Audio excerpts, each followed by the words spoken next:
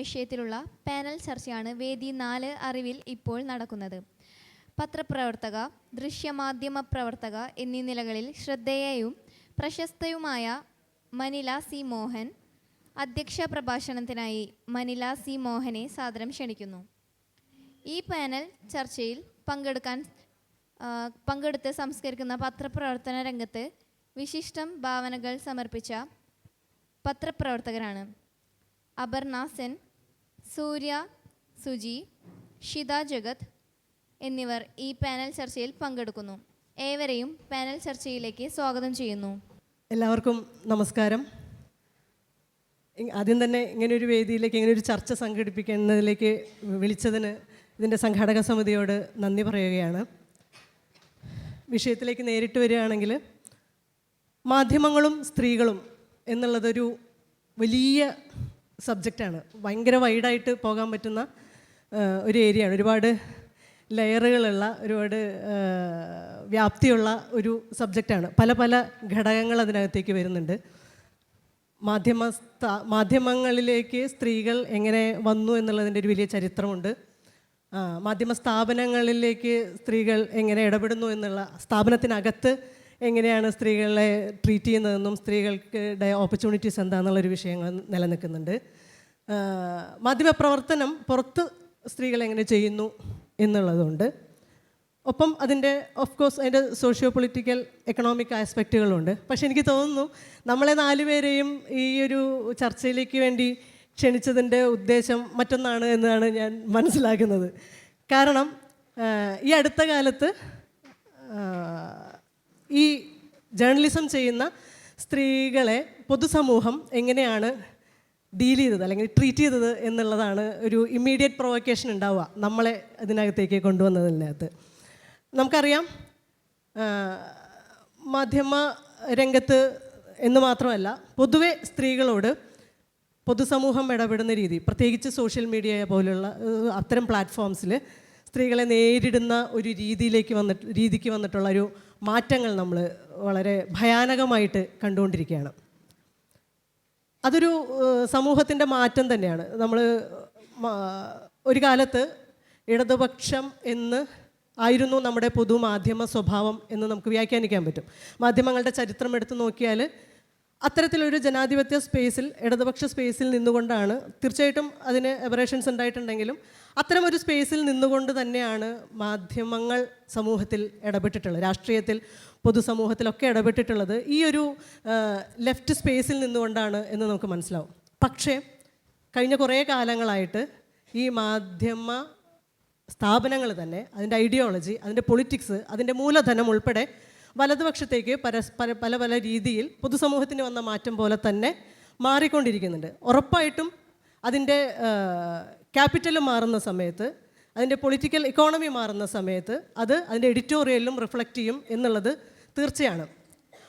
അത് തന്നെയാണ് പൊതുസമൂഹം നമ്മളോടുള്ള ഇടപെടലുകളിലും സംഭവിച്ചുകൊണ്ടിരിക്കുന്നത്. സമൂഹം വലതുപക്ഷത്തേക്ക് മാറുമ്പോഴാണ്, അത് തീവ്രമായി കൊണ്ടിരിക്കുമ്പോഴാണ് നമ്മൾ അവരെ ഡീൽ ചെയ്യുന്ന രീതിയിലും വ്യത്യാസം വരുന്നത്. നമുക്കറിയാം, ഈ സമീപകാലത്ത് കൃത്യമായി ഷിത നേരിട്ട ഒരു വിഷയം, ഞാൻ ആദ്യം ഇവരെ പരിചയപ്പെടുത്താം. ഷിത മീഡിയ വണ്ണിൻ്റെ റിപ്പോർട്ടറാണ്. അപർണ റിപ്പോർട്ടർ TV-യുടെ മുഖമായിരുന്ന ആളാണ്. അവിടെ നിന്ന് കലഹിച്ചിറങ്ങി പോകുന്നതാണ്. സൂര്യയും ചോദ്യം ചോദിച്ചതിൻ്റെ പേരിൽ, സുരേഷ് ഗോപിയോടായതിൻ്റെ പേരിൽ ഒരുപാട് അറ്റാക്കുകൾ നേരിട്ടുകൊണ്ടിരിക്കുന്നു. അങ്ങനെ പലതരത്തിൽ കലഹങ്ങളിൽ കൂടി ഇപ്പോൾ തന്നെ കടന്നുപോയിക്കൊണ്ടിരിക്കുന്ന 3 പേരാണ് ഇരിക്കുന്നത്.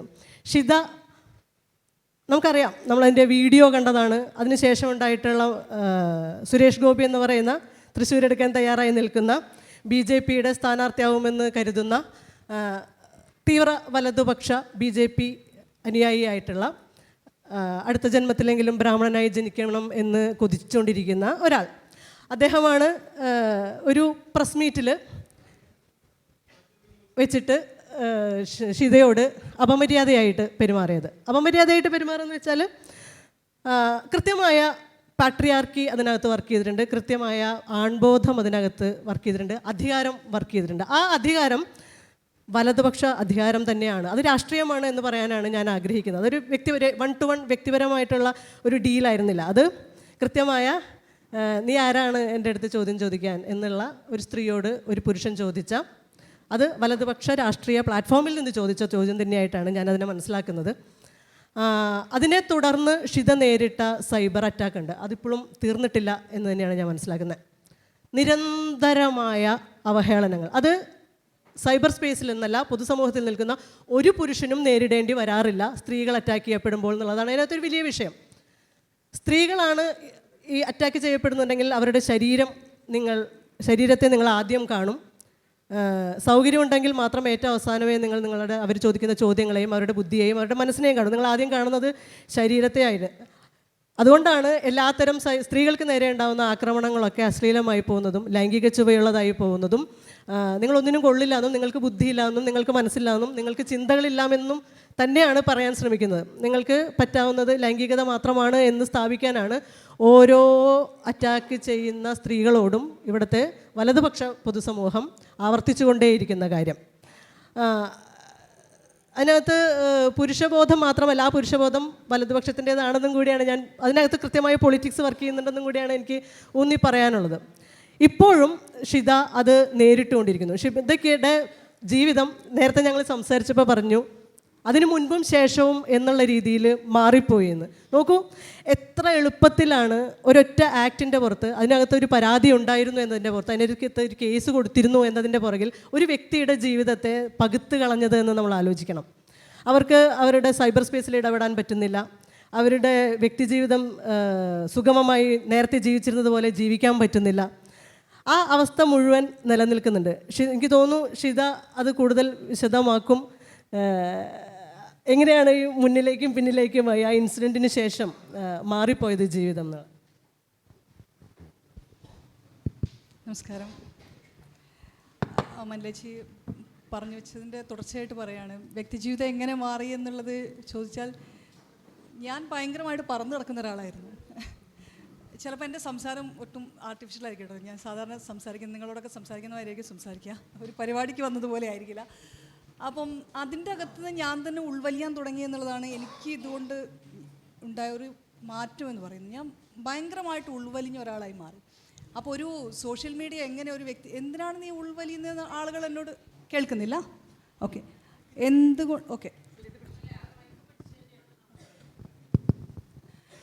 എന്തുകൊണ്ടാണ് ഇങ്ങനെ ഉൾവലിയുന്നതെന്ന് ആളുകൾ ചോദിച്ചാൽ എനിക്കതിന് മറുപടിയില്ല. എന്തിനാണ് ഞാനതിലും ഉള്ളോട്ട് പോകുന്നത്, ഞാൻ എന്താ പഴയതുപോലെ ആകാത്തതെന്ന് ചോദിക്കുന്നതിൽ എനിക്ക് മറുപടിയൊന്നുമില്ല. പക്ഷേ ഞാൻ അങ്ങനെയല്ലാതായി മാറിയെടുത്ത് നിന്ന് ഇപ്പോൾ കുറച്ച് ദിവസങ്ങളായിട്ട് ഞാൻ അതിൻ്റെ അകത്ത് മാറി, ഞാൻ പഴയ സ്ഥിതിയിലേക്ക് തന്നെ വന്നുകൊണ്ടിരിക്കാം. ഒരു സംഭവം, ഞാൻ ഒരു ജോലി ചെയ്യാൻ പോയ സ്ഥലത്ത് നിന്ന് എനിക്കുണ്ടായ ഒരു അപമാനമാണ്.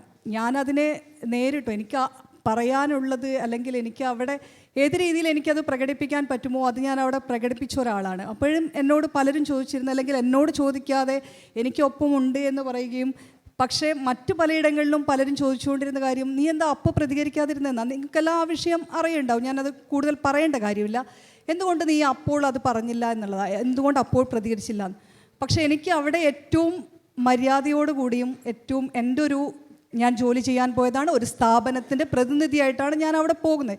സ്വാഭാവികമായിട്ടും ഞാൻ എന്നുള്ള വ്യക്തിക്കൊപ്പം തന്നെ ഞാൻ ആ സ്ഥാപനത്തിൻ്റെ പ്രതിനിധി എന്നുള്ളൊരു ഡിഗ്നിറ്റി കൂടെ ഞാൻ അവിടെ കാണിക്കേണ്ടതുണ്ട്.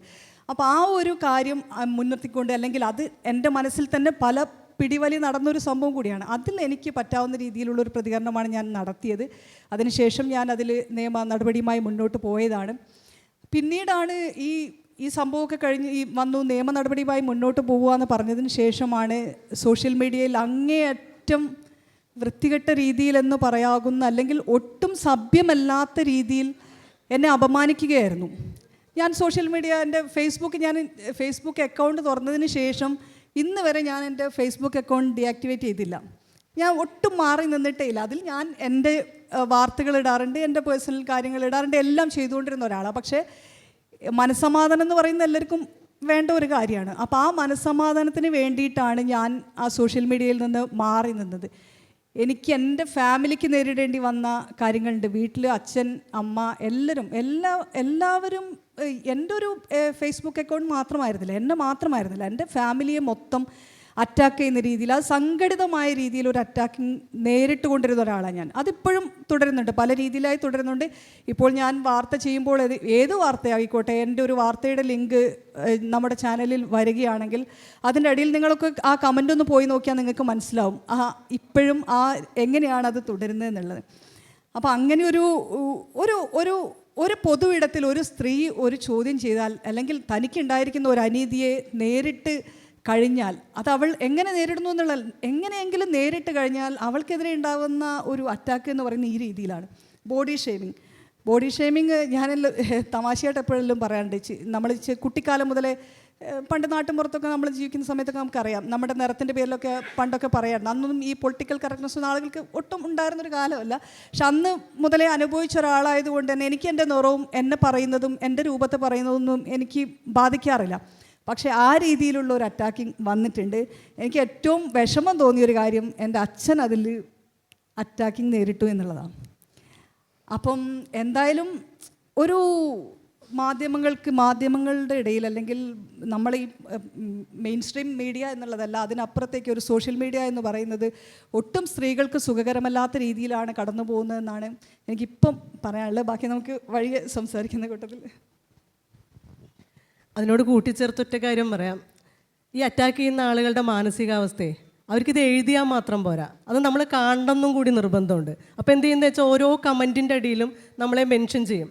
അത് നമ്മളിങ്ങനെ ഞങ്ങൾ എഴുതിയത് മാത്രമല്ല, നിങ്ങളത് കാണൂ, നിങ്ങൾ കണ്ടിട്ട് വിഷമിക്കൂ എന്ന് തന്നെയാണ് അതിൻ്റെ അർത്ഥവും കൂടെ. അതിൻ്റെ തുടർച്ചയാണ് സൂര്യ നേരിട്ടത്. അതേ വ്യക്തി തന്നെയാണ്, അതേ വ്യക്തി മറ്റൊരു കോണ്ടെക്സ്റ്റിൽ വരുന്നു. അവർ വീണ്ടും വീണ്ടും ഇത് ആവർത്തിച്ചു കൊണ്ടിരിക്കുന്നു, കളിയാക്കിക്കൊണ്ടിരിക്കുന്നു. ഷിതയെ മറ്റൊരു തരത്തിൽ പറഞ്ഞും പറയാതെയും ആക്രമിച്ചുകൊണ്ടേയിരിക്കുന്നു. ആ സമയത്ത് മറ്റൊരു റിപ്പോർട്ടിംഗ് സ്ഥലത്ത് വെച്ച് സൂര്യ എന്തിനാണ് ഇത് നിരന്തരം പറഞ്ഞുകൊണ്ടിരിക്കുന്നതെന്ന് ചോദ്യം ചെയ്യുന്നു. അതൊരു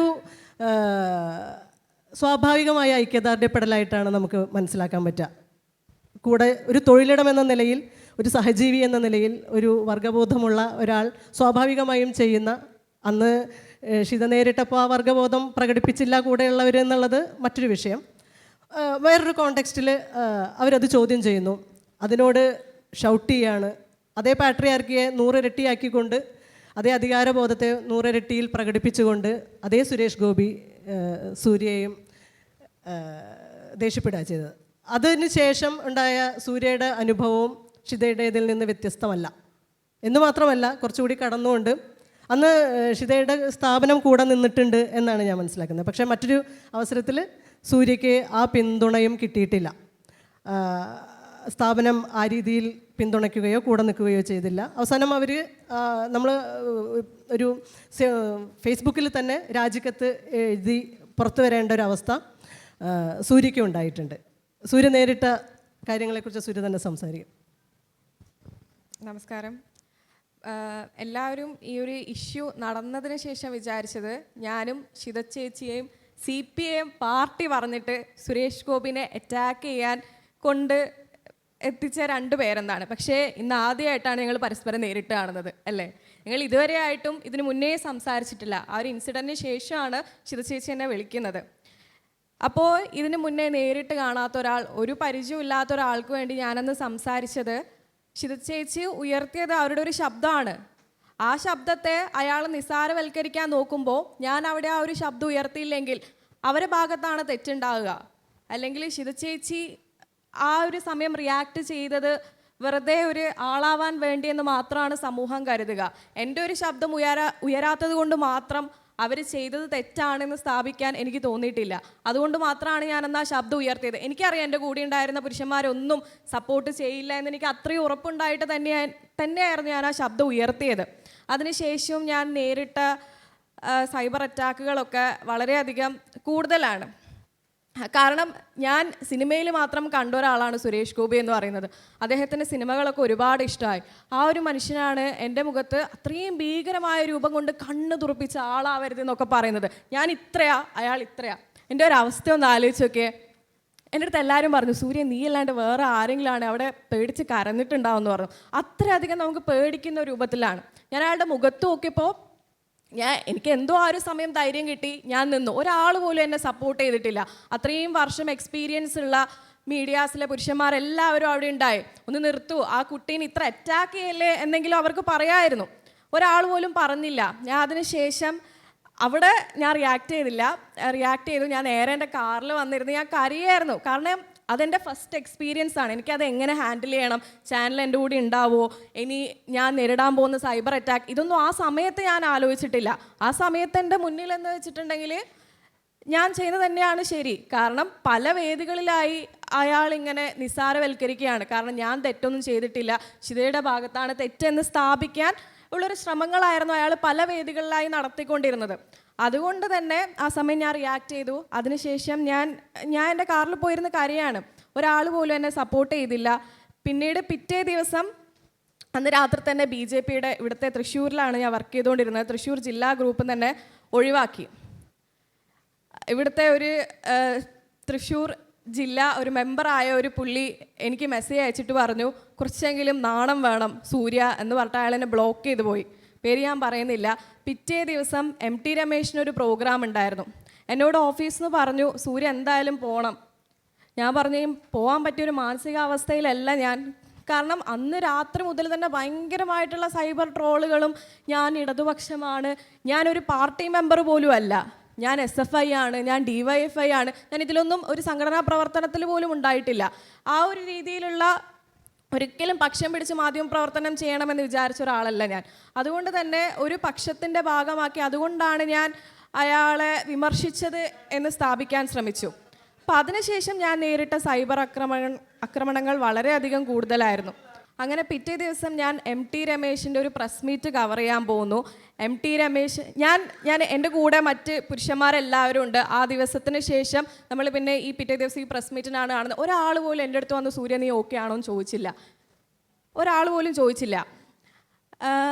എനിക്ക് തോന്നുന്നു മീഡിയ വണ്ണിൽ ആസിഫ് എന്നോട് ചോദിച്ചു. പക്ഷേ പുള്ളിയുടേതായ ലിമിറ്റേഷൻസ് ഉണ്ടായിരുന്നു. അതിനുശേഷം ഞാൻ MT രമേശിനോട് ഞാൻ ആരെങ്കിലും ഒരാൾ ഇന്നലെ ഉണ്ടായൊരു സംഭവത്തെക്കുറിച്ച് ചോദിക്കുമെന്ന് വിചാരിച്ചു. ഒരാൾ പോലും ചോദിച്ചില്ല. ഞാനും ചോദിച്ചില്ല. ഞാൻ വെയിറ്റ് ചെയ്തു, ആരെങ്കിലും ഒരാൾ ചോദിക്കട്ടെ. അവസാനം മീഡിയ വണ്ണിലെ പ്രതിനിധിയാണ് MT രമേശിനോട് ഈ സുരേഷ് ഗോപിയുടെ ഇഷ്യൂ ചോദിക്കുന്നത്. പുള്ളി വീണ്ടും അതിനെ ന്യായീകരിക്കാൻ ശ്രമിച്ചപ്പോൾ ഞാൻ അദ്ദേഹത്തിനോട് പറഞ്ഞു, ഞാനാണ് ആ ഒരു ഇഷ്യൂ നേരിട്ടത്, എനിക്കറിയാം എത്രത്തോളം ആണെന്ന്. അപ്പോൾ അവിടെ BJPയുടെ ജില്ലാ പ്രതിനിധികളെല്ലാവരും തന്നെ എന്നെ കളിയാക്കി പുച്ഛിച്ചുകൊണ്ട് ചിരിക്കുകയാണ്. ഇവളേതാ, ഒരു പെണ്ണാണ് ഇങ്ങനെയൊക്കെ പറയുന്നത്, ഒരു പെണ്ണിനെ റൈറ്റ് ഇല്ല ഇങ്ങനെയൊക്കെ പറയാനെന്നുള്ള രീതിയിലാണ് അവർ ഓരോരുത്തരുടെയും മുഖത്ത് എനിക്ക് വായിച്ചെടുക്കുക. അത്രത്തോളം പുച്ഛമായിരുന്നു അവരുടെ മുന്നിൽ.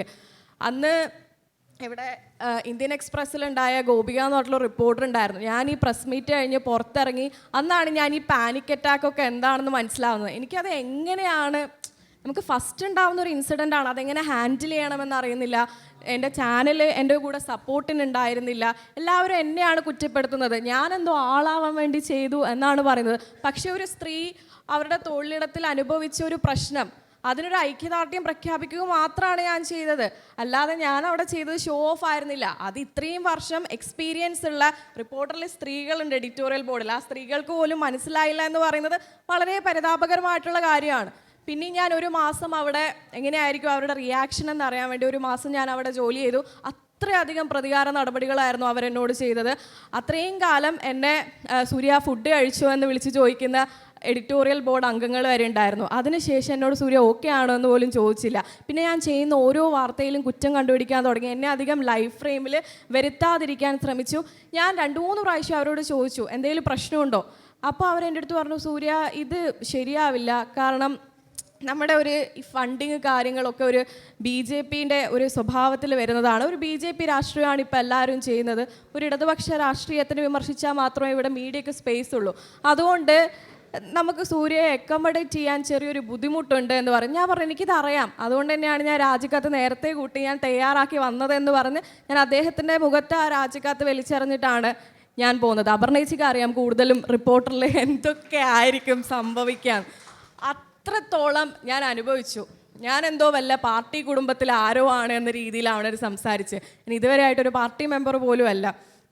പല ഓൺലൈൻ ചാനലുകൾ, കർമ്മ ന്യൂസ് ആയാലും മറുനാടനായാലും എന്നെ ടാർഗറ്റ് ചെയ്ത രീതി, എന്നെ അത്ര അധികം ബോഡി ഷെയിം ചെയ്തു. എൻ്റെ സോഷ്യൽ മീഡിയ ഹാൻഡിൽ എൻ്റെ പഴയ ഫോട്ടോകൾ, ഞാൻ എൻ്റെ സുഹൃത്തുക്കളോടൊപ്പമുള്ള ഫോട്ടോകളൊക്കെ വെച്ച് അവൾ അങ്ങനെയാണ്, അവൾ ഇങ്ങനെയാണ്, അവൾ പോക്ക് കേസാണെന്നൊക്കെ പറഞ്ഞ് വലിയ രീതിയിലൊരു ടാർഗറ്റിംഗ് ആയിരുന്നു. അത് ഏറ്റവും കൂടുതൽ അനുഭവിച്ചത് എൻ്റെ അച്ഛനും അമ്മയാണ്. കാരണം വളരെയധികം നാട്ടിൻ പുറത്തുനിന്ന് വരുന്ന ആളുകളായതുകൊണ്ട് ഈ മകളെക്കുറിച്ച് ഇങ്ങനെ ഡെയിലി ഓൺലൈൻ ചാനലിൽ ഇങ്ങനെയൊക്കെ വാർത്ത വരുന്നുണ്ട്, എന്താണ് സംഭവം എന്ന് അവർക്കൊന്നും മനസ്സിലാവുന്നില്ല.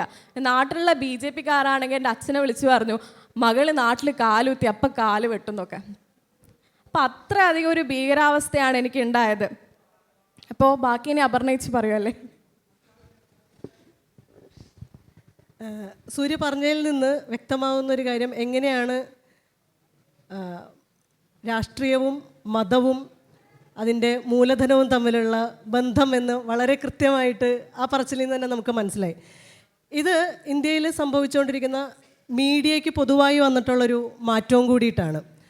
എങ്ങനെയാണ് മൊത്തം മാധ്യമങ്ങളുടെ വരുതിയിലാക്കാൻ പലതരത്തിൽ ഒരു തീവ്ര വലതുപക്ഷ സർക്കാർ അല്ലെങ്കിൽ ആ ഒരു ക്യാപിറ്റൽ, ആ ഒരു രാഷ്ട്രീയം, ആ ഒരു മതരാഷ്ട്രീയം, ഹിന്ദുത്വ ഫാസിസ്റ്റ് രാഷ്ട്രീയം, കൃത്യമായിട്ട് തന്നെ പറഞ്ഞു പോകണം, ഹിന്ദുത്വ ഫാസിസ്റ്റ് രാഷ്ട്രീയം എങ്ങനെയാണ് ഇവിടുത്തെ മീഡിയയെ മൊത്തം കൈപ്പിടിയിലാക്കുന്നത് എന്നുള്ളതിൻ്റെ തെളിവാണ്. അത് നോർത്ത് ഇന്ത്യയിലും ഇന്ത്യയുടെ മറ്റ് സ്ഥലങ്ങളിലുമൊക്കെ വളരെ വിസിബിളായി, വളരെ പച്ചയ്ക്ക് തന്നെ ഇത് സംഭവിച്ചുകൊണ്ടിരിക്കും. കേരളത്തിൽ ഇത് സംഭവിക്കില്ല എന്ന് നമ്മളെല്ലാം പ്രതീക്ഷിച്ചിരുന്നു.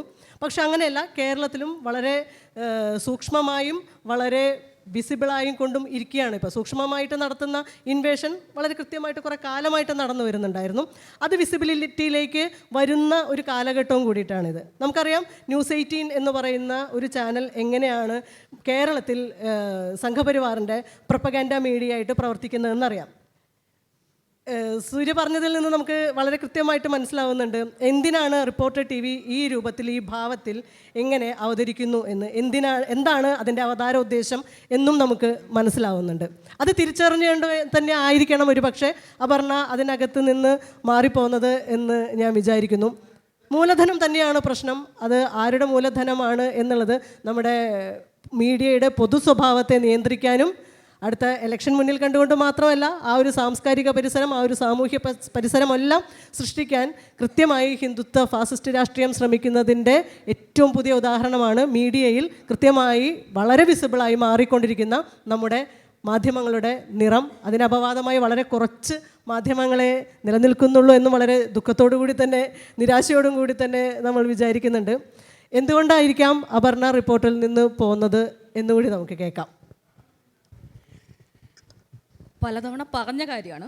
പക്ഷേ എന്നിരുന്നാൽ തന്നെയും ഇപ്പോൾ മനല ചേച്ചി പറഞ്ഞു, ഷിത സംസാരിച്ചു, സൂര്യ സംസാരിച്ചു, ഇവരൊക്കെ സംസാരിക്കുമ്പോൾ ഇവിടെയൊക്കെ തന്നെയും വില്ലനായി നിൽക്കുന്ന, അല്ലെങ്കിൽ ഈ ഭരണകൂടം എങ്ങനെയാണ് മാധ്യമങ്ങളെ കൈപ്പിടിയിലാക്കുന്നത് എന്നുള്ളത്, കേരളത്തിൽ സാഫ്രണൈസേഷൻ, കാവ്യവൽക്കരണം എങ്ങനെയാണ് മാധ്യമങ്ങളിൽ സംഭവിച്ചു കൊണ്ടിരിക്കുന്നത് എന്നുള്ളതിൻ്റെ ഇരകളാണ് ഈ പറഞ്ഞ ഷിതയാണെങ്കിലും ഈ പറഞ്ഞതുപോലെ സൂര്യയാണെങ്കിലും ഒക്കെ. ഇപ്പം റിപ്പോർട്ടറിൻ്റെ കാര്യം പറഞ്ഞാൽ 2011 റിപ്പോർട്ടർ ലോഞ്ച് ചെയ്യുന്ന സമയത്ത് റിപ്പോർട്ടറിൽ ജോയിൻ ചെയ്ത 2-3 പേർ കൂടി ഇവിടെയുണ്ട്. ഒന്ന് സഫ്രാസ് എന്ന് പറയുന്നത് പഴയ സഹപ്രവർത്തകനാണ്, അഞ്ജു മിനേഷ് എന്ന് പറയുന്നത് പഴയ സഹപ്രവർത്തകയാണ്. 2 പേരെ ഞാനിവിടെ കണ്ടു. അപ്പോൾ ഇവർക്കും അറിയാൻ കഴിയും. കാരണം റിപ്പോർട്ടർ വരുന്നത് വിപ്ലവം ഏകവചനമല്ല എന്ന ഒരു ടാഗ് ലൈനോട് കൂടിയാണ് റിപ്പോർട്ടർ വരുന്നത്. ആ സമയത്ത് ഞങ്ങൾക്ക് അന്നത്തെ ആ സമയത്ത്, അതായത് 2011 റിപ്പോർട്ടർ വരുന്ന സമയത്ത് ഞങ്ങൾക്കുണ്ടായിരുന്ന കുറേ നിർദ്ദേശങ്ങളുണ്ട്. അതിലൊന്ന്, ഒരു റിപ്പോർട്ടർമാരും ഒരു പുരസ്കാരങ്ങളും ഒരു ഉപഹാരങ്ങളും ആരിൽ നിന്നും കൈപ്പറ്റാൻ പാടില്ല. വളരെ എത്തിക്കലായാണ്, അതായത് ജേർണലിസത്തിൻ്റെ എത്തിക്സ് കയ്യിൽ പിടിച്ചുകൊണ്ടാണ് ഈ പറയുന്ന സ്ഥാപനം വരുന്നത്. ആ സ്ഥാപനത്തിൽ പലതരത്തിലുള്ള വിയോജിപ്പുകൾ പല കാര്യങ്ങളിലുമുണ്ട്. ഈ തൊഴിലാളി ചൂഷണം ഉൾപ്പെടെയുള്ള വലിയ രീതിയിലുള്ള പ്രശ്നങ്ങൾ അവിടെ ഉണ്ടായിട്ടുണ്ട്, ഇല്ല എന്നുള്ളതല്ല. പക്ഷേ എന്നിരുന്നാൽ തന്നെയും തൊഴിലാളി ചൂഷണം, ഈ പറയുന്ന സ്ത്രീപക്ഷ മാധ്യമ പ്രവർത്തനത്തോടും സ്ത്രീകളോടും ഉണ്ടായിരുന്ന ഒരു ഇരട്ടത്താപ്പ്, ഇതൊക്കെ അവിടെ ഉണ്ടായിരുന്നു, ഇല്ല എന്നൊന്നും പറയുന്നില്ല. പക്ഷേ എന്നിരുന്നാൽ തന്നെ ഈ മാധ്യമ പ്രവർത്തനത്തെ പൂർണ്ണമായും തമസ്കരിച്ചുകൊണ്ടോ ഏതെങ്കിലും തരത്തിൽ കാവ്യവൽക്കരണത്തിന് ഇങ്ങനെ വിട്ടുകൊടുത്തുകൊണ്ടോ ആയിരുന്നില്ല റിപ്പോർട്ടറിൻ്റെ മാധ്യമ സംസ്കാരം ഈ കഴിഞ്ഞ 2023 വരെ, 2023 ഫെബ്രുവരി വരെ. 2023 ഫെബ്രുവരിയോടുകൂടി പുതിയ മാനേജ്മെൻറ്റ് റിപ്പോർട്ടർ ചാനലിൽ വരുന്നു. സ്വാഭാവികമായും ഞങ്ങളോട് ആരോടും നിലവിലെ ആ സമയത്തെ മേധാവിയായിരുന്ന ഞങ്ങളുടെയൊക്കെ തലപ്പത്തുണ്ടായിരുന്ന MV നികേഷ് കുമാർ പറയുന്നില്ല പുതിയ കൈമാറ്റം നടന്നിട്ടുണ്ടോ, എന്താണ് സംഭവം, ഇതൊന്നും ഞങ്ങൾ ആരും അറിഞ്ഞിട്ടില്ല. പക്ഷേ തൊട്ട് പിന്നാലെ 2-3 പേർ കയറി വരുന്നു. ഇനി മുതൽ ഞങ്ങളാണ് റിപ്പോർട്ടർ കൈകാര്യം ചെയ്യാൻ പോകുന്നത് എന്നുള്ളതിനെക്കുറിച്ച് ഇവർ സംസാരിക്കുന്നു. സ്വാഭാവികമായും ഇവരുടെ ഒരു ബാക്ക്ഗ്രൗണ്ട് നമ്മളെയൊക്കെ സംബന്ധിച്ചിടത്തോളം ആശങ്കപ്പെടുത്തുന്ന ഒന്നാണ്. പക്ഷേ അപ്പോഴും എം വി നികേഷ് കുമാറിനോട് സംസാരിക്കുന്ന സമയത്ത് അദ്ദേഹം അതിനെക്കുറിച്ച് കൃത്യമായ ഒരു ഉത്തരം, ഏറ്റവും മിനിമം അന്ന് അവിടെ ഉണ്ടായിരുന്ന 2-3 പേർ ഇദ്ദേഹത്തോടൊപ്പം ഇദ്ദേഹത്തിൻ്റെ എല്ലാ ക്രൈസിസിലും കൂടെ ഉണ്ടായിരുന്ന മനുഷ്യരാണ്, അവരോട് പോലും വ്യക്തമാക്കാൻ തയ്യാറാകാതെ ഇദ്ദേഹം മുന്നോട്ട് പോവുകയാണ്. ഏതാണ്ട് 2023 മാർച്ച് സമയത്താണ് വൈക്കം സത്യാഗ്രഹവുമായി ബന്ധപ്പെട്ട്, വൈക്കം സത്യാഗ്രഹത്തിൻ്റെ 100ാം വാർഷികവുമായി ബന്ധപ്പെട്ട് ഒരു ആർട്ടിക്കിൾ, അത് തുടർച്ചയായുള്ള ആർട്ടിക്കിൾസ് ഈ പറഞ്ഞതുപോലെ റിപ്പോർട്ടറിൽ പ്രസിദ്ധീകരിക്കണം എന്ന് പറയുന്നു. സ്വാഭാവികമായിട്ടും അതിൽ സുനിൽ പി ഇളയിടത്തിൻ്റെതുൾപ്പെടെയുള്ള ആർട്ടിക്കിൾസ്, ലേഖനങ്ങൾ പ്രസിദ്ധീകരിക്കാൻ തീരുമാനിക്കുന്നു. നമുക്കത് വളരെ സന്തോഷമുള്ള കാര്യമാണല്ലോ. വൈക്കം സത്യാഗ്രഹത്തിൻ്റെ ചരിത്രവും അതിൻ്റെ ഈ കാലഘട്ടത്തിലെ റെലവൻസിനെ കുറിച്ചൊക്കെ ഏറ്റവും കൂടുതൽ നന്നായി സംസാരിക്കാൻ കഴിയുന്ന മനുഷ്യരാണ് അവരൊക്കെ. പക്ഷെ പെട്ടെന്നാണ് ആ ലിസ്റ്റിൽ ഞാനൊരു പേര് കാണുന്നത്, നന്ദകുമാർ, RSSൻ്റെ കേരള ചീഫ്. ഞാൻ ചോദിച്ചു, അല്ല ഈ വൈക്കം സത്യാഗ്രഹം RSSുമായിട്ട് എന്താ ബന്ധം? ഇത് സമ്മതിക്കില്ല എന്ന് തന്നെ ഞാൻ പറഞ്ഞു. ഈ ആർട്ടിക്കിൾ റിപ്പോർട്ടറിൻ്റെ വെബിൽ നിങ്ങൾ പ്രസിദ്ധീകരിക്കില്ല എന്ന് തന്നെയാണ് ഞാനന്ന് പറയുന്നത്. അത് പറയുന്നത് ഉണ്ണി ബാലകൃഷ്ണനോടും അനിൽ അയിരൂർ എന്ന് പറയുന്ന നിരവരാവരുടെ വൈസ് പ്രസിഡന്റിനോടുമാണ്, ഗ്രൂപ്പ് പ്രസിഡന്റിനോടുമാണ് പറയുന്നത്. ഈ ആർട്ടിക്കിൾ റിപ്പോർട്ടറിൽ പ്രസിദ്ധീകരിക്കില്ല. അവരതിൽ ജന്മഭൂമിയിലോ കേസരിയിലോ അവർക്ക് പ്രസിദ്ധീകരിക്കാം, പക്ഷേ റിപ്പോർട്ടറിൻ്റെ വെബിൽ ആ ആർട്ടിക്കിൾ പ്രസിദ്ധീകരിക്കില്ല. പ്രസിദ്ധീകരിക്കുന്ന നിമിഷം ഞാൻ രാജിവെക്കും. ആ രാജിവെക്കുന്നത് നിങ്ങൾക്ക് വലിയ ആഘാതങ്ങൾ ഉണ്ടാക്കും എന്ന് കൃത്യമായി തന്നെ അതൊരു ത്രെട്ട് എന്നുള്ള രീതിയിൽ തന്നെയാണ് സംസാരിക്കുന്നത്. സ്വാഭാവികമായും ആ ആർട്ടിക്കിൾ അത് ത്രെട്ടിൻ്റെ ഭാഗമാണെന്ന് ഞാൻ കരുതുന്നില്ല. പക്ഷേ എന്തുകൊണ്ടോ ആ സമയത്ത് അവർ ആ ആർട്ടിക്കിൾ പ്രസിദ്ധീകരിക്കാൻ തയ്യാറായില്ല. നന്ദകുമാറിൻ്റെ ആർട്ടിക്കിൾ അവിടെ തമസ്കരിക്കപ്പെട്ടു. തൊട്ടു പിന്നാലെ ഒരു ഫേക്ക് വാർത്ത റിപ്പോർട്ടർ പ്രസിദ്ധീകരിക്കുന്നു. അത് പൂർണ്ണമായും BJPക്ക് അനുകൂലമായ ഒരു വാർത്തയാണ്. അത് DYFI സംസ്ഥാന സെക്രട്ടറിയുമായി ബന്ധപ്പെട്ട ഒരു വാർത്തയാണ്. സ്വാഭാവികമായിട്ടും VK സനോജ് വിളിച്ചിട്ട് സംസാരിക്കുന്നു. എന്താണ് പറഞ്ഞ, എന്താ ഈ പ്രശ്നം ഉണ്ടാവുന്നത്, ഇങ്ങനെ പറ്റില്ല, ഇങ്ങനെ റിപ്പോർട്ടർ ഒരു RSS പാതയിൽ പോകുന്നു എന്നുള്ള വാർത്തകൾ ഞങ്ങൾ കേട്ടിരുന്നു, പക്ഷേ സംഭവം സത്യമാണെന്ന് ഞങ്ങൾക്ക് ബോധ്യപ്പെടുകയാണ് എന്ന് പറഞ്ഞ സമയത്ത് ഞാൻ അന്ന് ആ സമയത്ത് ഓഫീസിൽ നിന്ന് ഇറങ്ങിയ ശേഷമാണ്, പക്ഷേ ഞാൻ നേരെ തിരിച്ച് ഓഫീസിലേക്ക് എത്തി. അവിടെ ഇരുന്നു കൊണ്ട് ആ വാർത്ത റിമൂവ് ചെയ്യുമ്പോൾ ഈ പറയുന്ന റിപ്പോർട്ടറിൽ ഈ പറയുന്ന മാനേജ്മെൻറ്റിൻ്റെ 2 പ്രതിനിധികളുണ്ട്. ഈ പറഞ്ഞതുപോലെ MV നികേഷ് കുമാറുണ്ട്. അദ്ദേഹം ഒന്നും മിണ്ടിയിട്ടില്ല ആ സമയത്ത്. ഈ പറയുന്ന ചില നിലവിലെ എക്സിക്യൂട്ടീവ് എഡിറ്റർ ഉൾപ്പെടെയുള്ളവർ ആ സമയത്ത് അവിടെ ഡെസ്കിലുണ്ട്. ഞാൻ അവിടെ ഇരുന്നു കൊണ്ട് ആ വെബിൽ നിന്ന് ആ വാർത്ത റിമൂവ് ചെയ്യുകയും ആ പറഞ്ഞ പ്രോംപ്റ്റർ, അതായത് ഈ വാർത്ത വായിക്കുന്നത് പ്രോംപ്റ്റർ എന്നൊരു സംവിധാനത്തിൽ നമ്മൾ സ്ക്രിപ്റ്റ് ആഡ് ചെയ്യുമ്പോഴാണ് ഈ പ്രോംപ്റ്ററിലേക്ക് ഞാൻ ഇങ്ങനൊരു വാർത്ത കൊടുത്തതിൽ ഖേദം പ്രകടിപ്പിക്കുന്നു എന്ന് വായിപ്പിക്കുകയും ചെയ്തിട്ട് ഞാൻ ഇറങ്ങിപ്പോന്നു. എന്തായാലും രാജിവെക്കണം എന്നുള്ളൊരു തീരുമാനത്തിലേക്ക് ഞാൻ പോയിരുന്നു ആ സമയത്തോടുകൂടി.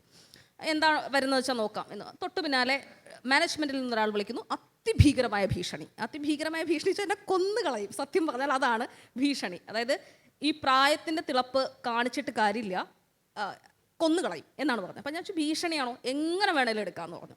സ്വാഭാവികമായിട്ടും ആ സമയത്ത് ഞാൻ എൻ്റെ കുടുംബത്തോടൊപ്പമാണുള്ളത്. അപ്പോൾ അവരും ഇത് കേൾക്കുന്നുണ്ട്, ഫോണിൽ ഈ സംഭാഷണം അവരും കേൾക്കുന്നുണ്ട്. അപ്പം വീട്ടുകാർക്ക് സ്വാഭാവികമായിട്ട് പേടി ഉണ്ടാവുമല്ലോ. അവർ ഇത്രയും നാൾ വളർത്തിയ കുട്ടി മരിച്ചു പോവുമോ, അല്ലെങ്കിൽ ഇവരെന്തെങ്കിലും ഒരു നൊട്ടോറിയസ് ആണ്, എന്തെങ്കിലും പറ്റുമോ എന്നറിയില്ലല്ലോ. അപ്പോൾ പറഞ്ഞു, അല്ല ഇനി ഓഫീസിൽ പോകണോ, ഇനി റിപ്പോർട്ടിലേക്ക് പോകണോ? ഇല്ല, എൻ്റെ ഒരു തീരുമാനം ആ സമയത്തും അവിടെ നിന്ന് ഫൈറ്റ് ചെയ്യുക എന്നുള്ളത് തന്നെയായിരുന്നു.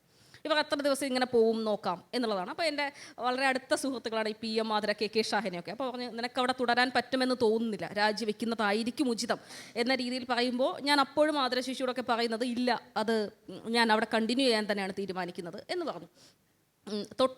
പിന്നാലെയാണ് ഇവരുടെ ഒരു ക്യാമ്പ് വയ്ക്കുന്നത്. ക്യാമ്പ് വയ്ക്കുമ്പോൾ എൻ്റെ ഏറ്റവും വലിയ കൺസേൺ ഇവരുടെ ഫണ്ട് എവിടെ നിന്നാണ്, ഇത്രയും വലിയ ആഘോഷം നടത്താനുള്ള ഫണ്ട് എവിടെ നിന്നാണ്. അപ്പോൾ അന്ന് 380 പേരുള്ള ആ ഒരു മീറ്റിങ്ങിൽ തന്നെ ഞാൻ എഴുന്നേറ്റ് നിന്ന് ചോദിച്ചു, നിങ്ങളുടെ ഫണ്ട് എന്താണ്, നിങ്ങൾക്ക് എവിടെ നിന്നാണ് ഈ പണം ലഭിച്ചത് എന്ന് ചോദിച്ചതിന് അവർ അടുത്ത ദിവസം ഒരു സ്ലൈഡ് ഇട്ട് കാണിച്ചു, ഒരു എംരാജ് ഗ്രൂപ്പിനെ കുറിച്ചൊക്കെ. എന്നിട്ട് അവസാന ദിവസം അപ്പം എനിക്ക് കൺവിൻസിങ്ങേ അല്ല. അതുമാത്രമല്ല, അതിനിടയിലൊരു സംഭവം ഉണ്ടാവുന്നുണ്ട്. P രാജീവും K സുരേന്ദ്രനും ഉൾപ്പെടെയുള്ളവർ ഈ ക്യാമ്പിൽ ഞങ്ങൾക്ക് അതിഥികളായി വരികയും ഈ പറഞ്ഞതുപോലെ അവിടെ BJPയുടേതായ രീതിയിൽ ഒരു ആംഗിൾ സൃഷ്ടിക്കപ്പെടുകയും അതിനെ ആ സമയത്ത് ഞാൻ കയറി ഡിഫെൻഡ് ചെയ്യുകയും തുടർന്ന് തൊട്ടു പിന്നാലെ അനിൽ അയിരൂർ എന്നെ വിളിച്ചിട്ട് പറയുന്നു, അപർണ ഈ പറയുന്നത് പോലെ അപർണ ഇങ്ങനെ ഈ പ്രശ്നങ്ങൾ ഉണ്ടാക്കാൻ തുടങ്ങിയാൽ അത് വലിയ ബുദ്ധിമുട്ടുണ്ടാക്കും അപർണയ്ക്ക്. ഞാൻ പറഞ്ഞു, ആ ബുദ്ധിമുട്ട് ഞാൻ സഹിച്ചോളാം, പക്ഷേ നിങ്ങൾ പറയുന്ന വസ്തുതാവിരുദ്ധമായ കാര്യങ്ങൾ അംഗീകരിച്ച് മുന്നോട്ട് പോകാൻ ഞാൻ ആഗ്രഹിക്കുന്നില്ല. അപ്പോൾ അപർണയ്ക്ക് എന്താ രാജിവെക്കണം എന്നാണോ? ഞാൻ പറഞ്ഞു, നിങ്ങൾ രാജി ആവശ്യപ്പെടൂ, ഞാൻ അപ്പോൾ തന്നെ രാജി തരാം, ഒരു പ്രശ്നമില്ല എന്ന് ഞാൻ പറയുന്നു.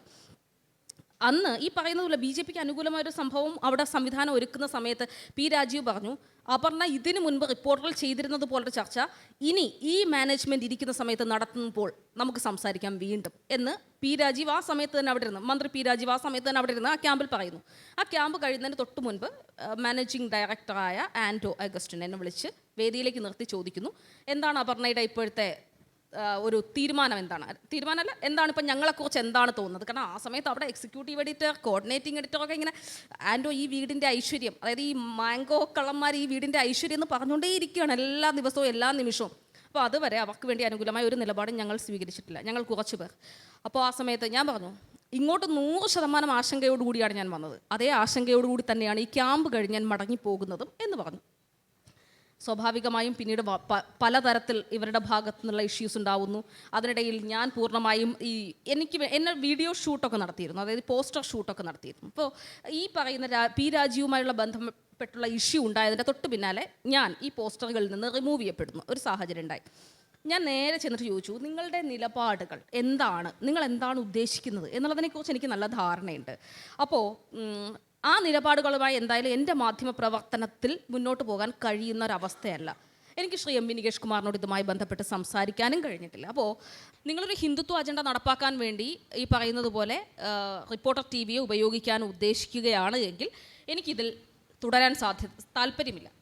ശരി, അങ്ങനെയാണെങ്കിൽ അപർണയുടെ ഇഷ്ടം പോലെ, ഓക്കെ ശരി എന്ന് പറയുന്നു. ID കാർഡ് ഊരി ആളുടെ മുഖത്ത് എറിഞ്ഞു കൊടുക്കുന്നു, രാജിക്കത്തും കൊടുത്ത് ഇറങ്ങിപ്പോരുന്നു. ആ സമയത്ത് ഇറങ്ങിപ്പോരുന്ന അവസ്ഥയിൽ ഞാൻ അരുൺകുമാറിനെ കാണുന്നു. അരുൺകുമാറിനോട് പറയുന്നു, ഞാൻ രാജിവെച്ചിട്ടുണ്ട്, ഞാൻ ഇനി റിപ്പോർട്ടറിൻ്റെ ഭാഗമായിരിക്കില്ല.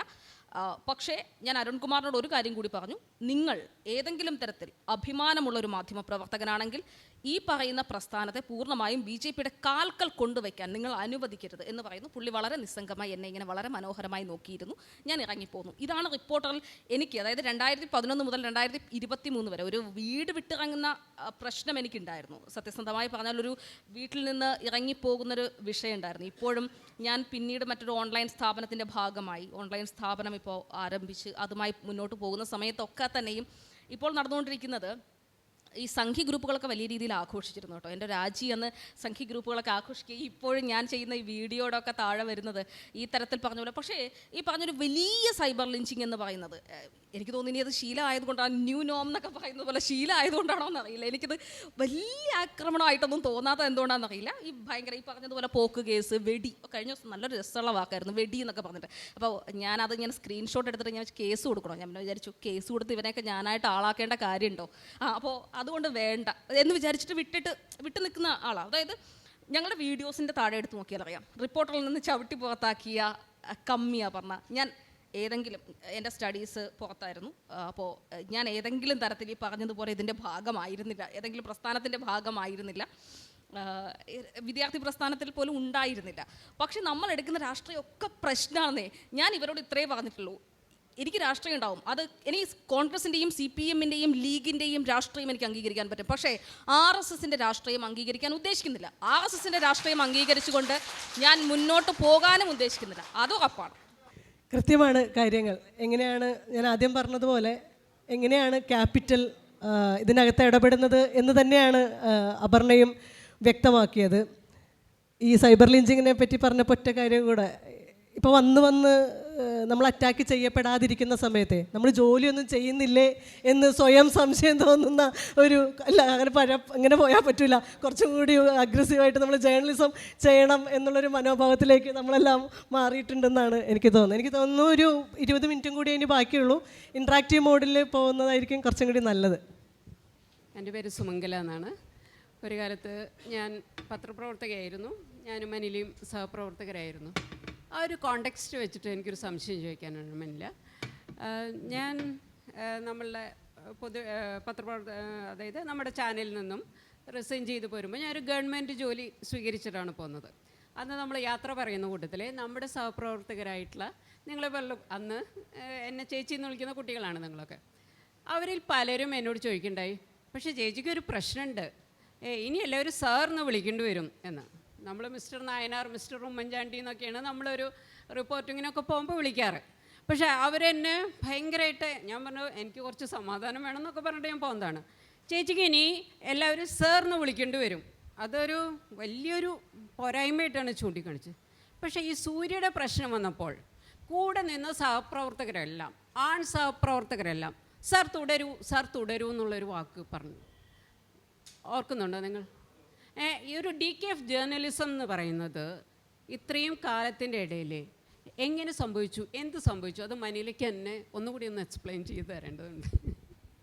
ജേർണലിസം ചെയ്യാൻ തുടങ്ങിയിട്ട് എനിക്ക് തോന്നുന്നു ഒരു 24 വർഷമായിട്ടുണ്ട്. ഞാൻ കരിയർ തുടങ്ങുന്നത് തൃശ്ശൂരിലൊരു TCV എന്ന് പറയുന്ന, ഞാൻ പഠിക്കുന്ന കാലത്താണ് ഇവിടെ ഡിഗ്രിക്ക് പഠിക്കുന്ന സമയത്ത് TCVയിൽ വാർത്ത എഴുതാനും വാർത്ത വായിക്കാനും പോയിരുന്നു. അതിനുശേഷം കൈരളി TVയിലാണ് ജോലി ചെയ്യുന്നത്. അതാണ് ശരിക്കും നമ്മളുടെ ഒരു കളരി എന്ന് പറയുന്നത്. ചേച്ചി ചോദിച്ചതിൻ്റെ ഒരു ഉത്തരം പറയണമെങ്കിൽ, അന്ന് നമ്മളുടെ കൂടെ ഉണ്ടായിരുന്ന ആളുകൾ നമ്മളെ ട്രെയിൻ ചെയ്തെടുത്തത് എങ്ങനെയാണെന്ന് വെച്ചാൽ, നമ്മളൊരു കോപ്പി എഴുതുന്ന സമയത്ത് അല്ലെങ്കിൽ നമ്മൾ ആളുകളോട് ഈ പറഞ്ഞ പോലെ സാറെന്ന് വിളിക്കാതിരിക്കുക, നമ്മൾ ഈക്വൽ പൊസിഷനിൽ നിന്നിട്ടായിരിക്കണം നമ്മുടെ അപ്പുറത്തിരിക്കുന്ന ആരോടും സംസാരിക്കേണ്ടത്, അത്രയും ആധികാരികമായിട്ടായിരിക്കണം, അത്രയും പൊളിറ്റിക്കലായിരിക്കണം എന്ന് നമ്മളെ പഠിപ്പിച്ചിട്ടുണ്ട്. എന്ന് വെച്ചാൽ നമ്മൾ എഴുതുന്ന ഓരോ വാക്കിലും വാചകത്തിലും രാഷ്ട്രീയമുണ്ട് എന്ന് തന്നെയാണത് പഠിപ്പിച്ച് തന്നിട്ടുള്ളത്. ഞാൻ പലപ്പോഴും മുമ്പ് പറഞ്ഞിട്ടുള്ള എങ്ങനെയാണ് ഇത് മാറിയത് എന്ന് കാണിക്കാൻ വേണ്ടി ഒറ്റ ഉദാഹരണം പറയാം. അന്ന് അമൃതാനന്ദമയിയുടെ 50ാമത്തെ ബർത്ത്ഡേ ആഘോഷിക്കുകയാണ്, അമൃതവർഷം എന്നുള്ള പേരിൽ കൊച്ചിയിൽ വെച്ചിട്ട്. അന്ന് കൈരളി TV തുടങ്ങി കുറച്ച് കാലമായിട്ടുള്ളൂ. അന്ന് ഡെസ്കിൽ വന്നൊരു ചർച്ച എന്തായിരുന്നു എന്ന് വെച്ചാൽ, അത് നമ്മൾ ക്യാരി ചെയ്യണോ, അത് നമ്മളെങ്ങനെ, ആ വാർത്തയെ നമ്മളെങ്ങനെ കൊടുക്കണം എന്നുള്ളതായിരുന്നു. അന്ന് ഡെസ്കിൽ ഒരുപാട് സീനിയേഴ്സായിട്ടുള്ള ആളുകളുണ്ട്, ട്രെയിനികളായിട്ടുള്ള ഞങ്ങളുണ്ട്. അന്ന് എല്ലാവരും ഏകപക്ഷീയമായി ഒറ്റ സ്വരത്തിൽ എടുത്തൊരു നിലപാട് എന്തായിരുന്നു എന്ന് വെച്ചാൽ, ആ വാർത്തയെ നമ്മൾ കൊടുക്കുന്നില്ല എന്നുള്ളതാണ്.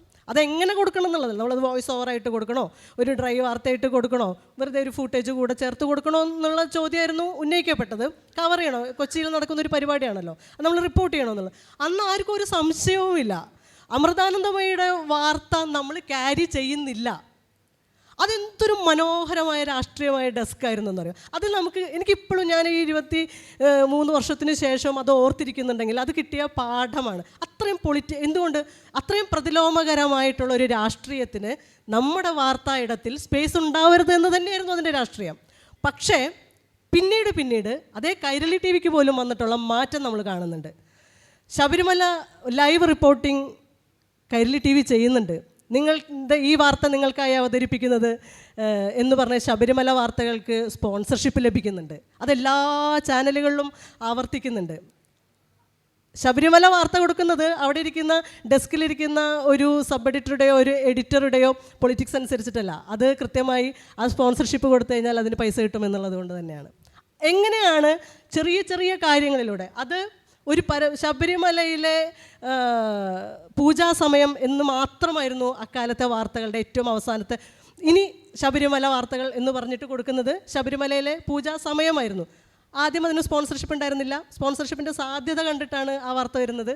പിന്നീട് അതിന് സ്പോൺസർഷിപ്പ് വരുന്നു, അതിനോടനുബന്ധിച്ച് അതൊരു സെഗ്മെൻറ്റായി മാറുന്നു. അതിലേക്ക് കൂടുതൽ വാർത്തകൾ ആഡ് ചെയ്യപ്പെടുന്നു. വിഷ്വലി അവിടേക്ക് ലൈവ് റിപ്പോർട്ട് ചെയ്യാൻ വേണ്ടി ആളെ അയക്കുന്നു, ലൈവ് കമൻട്രി ആയി മാറുന്നു. നമുക്കതിൻ്റെ ഒരു എവല്യൂഷൻ മനസ്സിലാവുന്നില്ലേ? ആ ഒരു കുഞ്ഞു വാർത്തയ്ക്ക് കിട്ടിയിരുന്ന പൈസ എന്നുള്ളതിൽ നിന്ന് ഒരു സെഗ്മെൻ്റ് ആകുമ്പോഴേക്കും അത് ലൈവിലാകുമ്പോഴേക്കും സ്പോൺസർഷിപ്പിൻ്റെ അളവ് കൂടുന്നു. നിലനിൽപ്പൊരു പ്രധാനമാണ് ഉറപ്പായിട്ടും. അതിനകത്തേക്ക് കൃത്യമായ ഇൻവേഷൻ നടക്കുന്നത്. അത് വളരെ നിഷ്കളങ്കമായിട്ടാണെന്ന് ഞാൻ അന്ന് ആലോചിച്ചിട്ടുണ്ട്.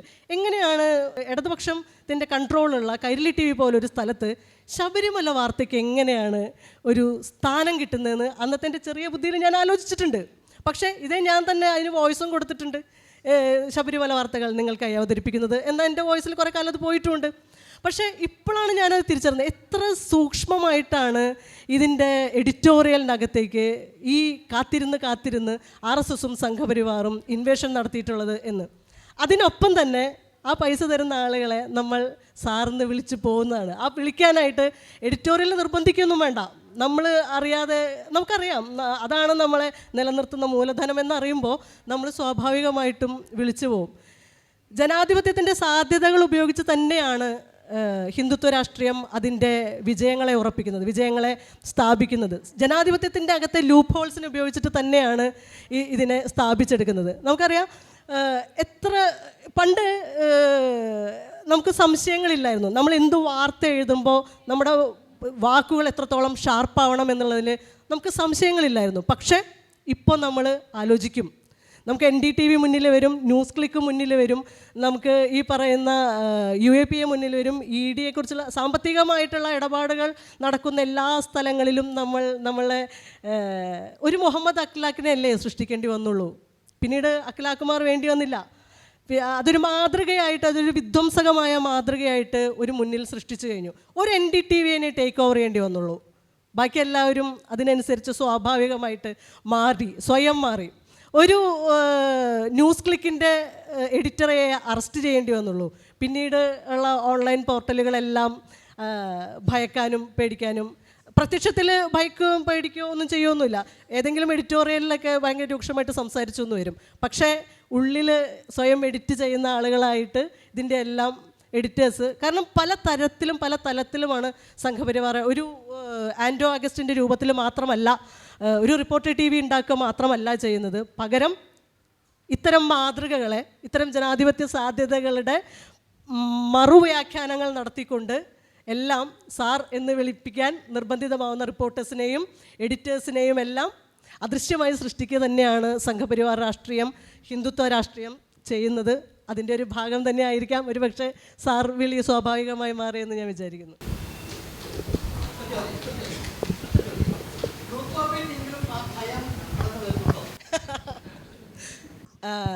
ട്രൂ കോപ്പി തിങ്ങിന് ഭയക്കാൻ മൂലധനമില്ല എന്നുള്ളതാണ് വാസ്തവം. കാരണം ഇത് തുടങ്ങിയ സമയത്ത് വലിയ വിമർശനങ്ങൾ ഞങ്ങൾ നേരിട്ടിരുന്നു. സുഡാപ്പി ഫണ്ടാണ്, ലെഫ്റ്റിൻ്റെ ഫണ്ടാണ്, കോൺഗ്രസ്സുകാരുടെ ഫണ്ടാണ്. അങ്ങനെ ഒരേ വാർത്തയുടെ അടിയിൽ ഈ പറയുന്ന എല്ലാ പൊളിറ്റിക്കൽ പാർട്ടീസിൻ്റെയും എല്ലാ മതസ്ഥാപനങ്ങളുടെയും ചീത്തവിളി ഒരേ സമയം കേട്ടുകൊണ്ടിരിക്കുന്നതിൻ്റെ ഒരു വൈരുദ്ധ്യം ഞങ്ങൾ അനുഭവിക്കുന്നുണ്ട്. സത്യത്തിൽ അങ്ങനെ ഭയക്കാൻ മാത്രമുള്ള മൂലധനമില്ലാത്തത് കൊണ്ട് തന്നെ ഞങ്ങൾ എഡിറ്റ് ചെയ്യാറില്ല. ഓക്കെ, ഞാനൊരു ചോദ്യം ചോദിക്കുന്നുണ്ട്. ഞാൻ ഷഹനാസ്. ഇപ്പം മാധ്യമങ്ങളും സ്ത്രീകളും എന്ന വിഷയത്തെക്കുറിച്ചാണ് ഇവിടെ ചർച്ച നടക്കുന്നത്. അപ്പം ഇതിൽ സ്ത്രീകളുടെ പ്രശ്നങ്ങളെക്കാൾ കൂടുതൽ നമുക്ക് രാഷ്ട്രീയം ഇവിടെ ചർച്ച ചെയ്യുന്ന നമ്മുടെ ഗതികേടാണ്, ഞാൻ സമ്മതിക്കുന്നു. എൻ്റെ അനുഭവം പറയുകയാണെങ്കിൽ, ഞാനൊരു അനുഭവസ്ഥയായിട്ട് മുന്നോട്ട് വന്നപ്പോൾ മാതൃഭൂമി എന്ന് പറയുന്ന ചാനലിൻ്റെ ആളുകൾ പറഞ്ഞത്, VR സുധീഷ് എവിടെ കിടക്കുന്നു, ഷഹനാസ് എവിടെ കിടക്കുന്നു, അവർക്ക് എന്ത് ചെയ്യാൻ പറ്റും എന്നാണ് പറഞ്ഞിട്ട് മാറ്റി നിർത്തിയതാണ്.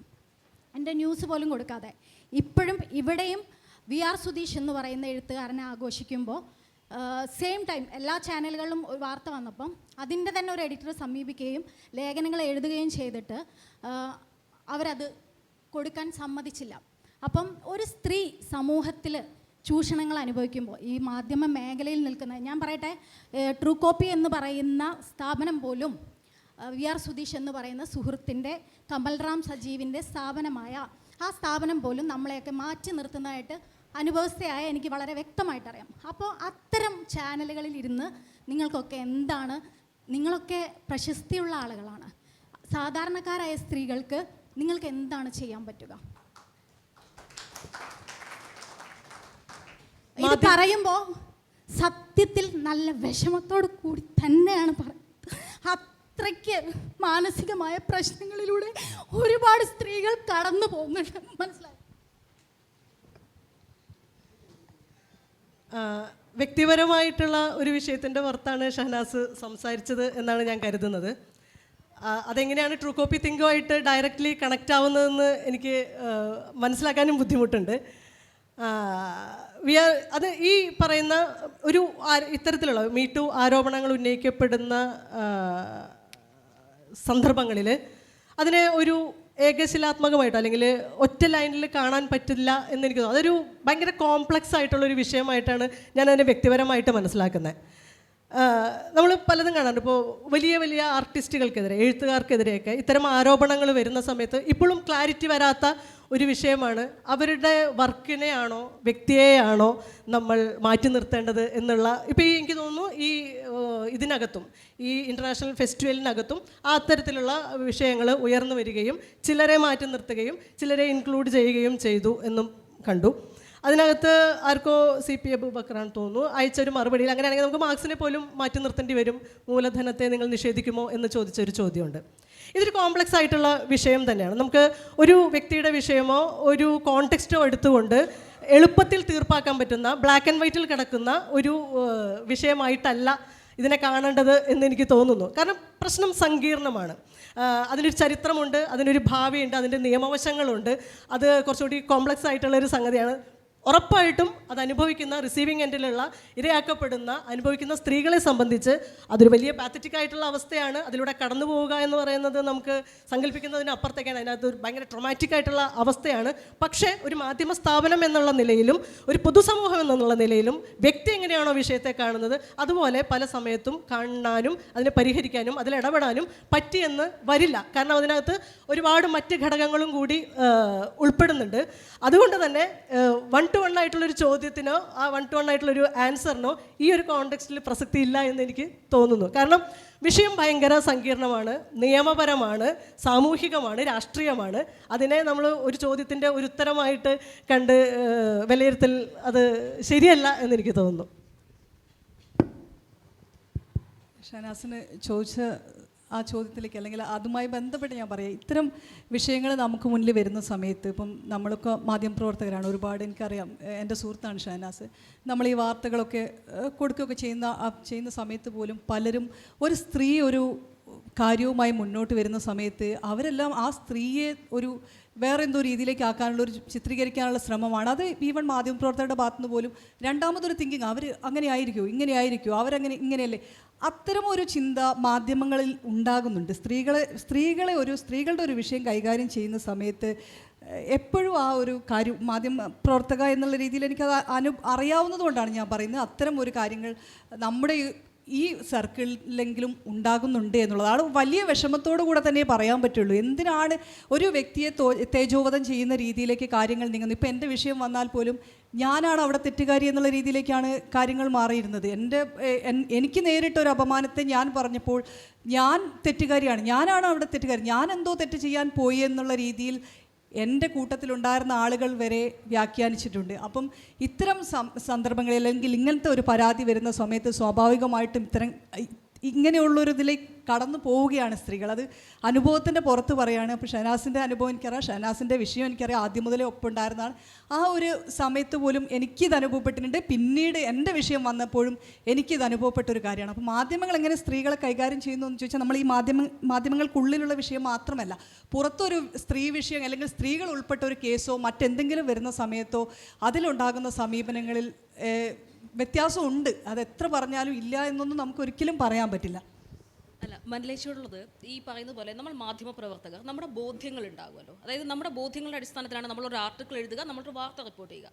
ഒരു സ്ത്രീ ആക്രമിക്കപ്പെട്ടു അല്ലെങ്കിൽ ഒരു സ്ത്രീയെ വലിയ രീതിയിൽ അപമാനിതയായി എന്ന് കണ്ടാൽ നമ്മൾ ആ സ്ത്രീക്കൊപ്പം മാത്രം നിൽക്കുക എന്ന നിലപാടല്ലേ എടുക്കേണ്ടത്? ഇത് ഞാനുമായിട്ടും ട്രൂ കോപ്പി തിങ്കുമായിട്ടും റിലേറ്റഡ് ആവുന്നത് എങ്ങനെയാണെന്ന് എനിക്ക് മനസ്സിലാവാത്തത്. തീർച്ചയായും അതിന് വിരുദ്ധമായൊരു നിലപാടെടുക്കുമ്പോഴല്ലേ നമ്മൾ വിമർശിക്കപ്പെടേണ്ടത്.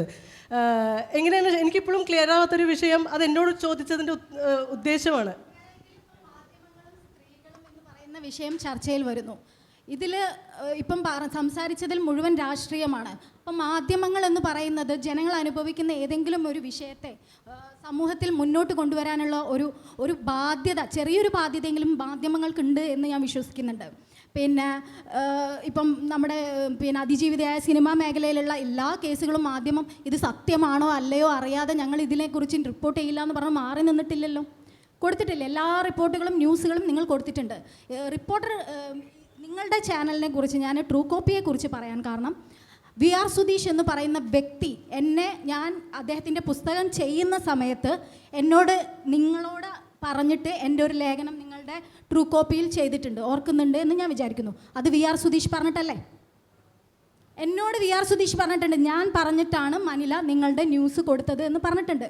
അതുപോലെ പല പരിപാടികളിലും ഞാൻ അറിയാതെ അയാൾ പങ്കെടുക്കുന്ന പരിപാടിയിൽ എന്നെ പങ്കെടുപ്പിക്കാൻ അയാൾ നിരന്തരം ശ്രമിച്ചിട്ടുണ്ട്.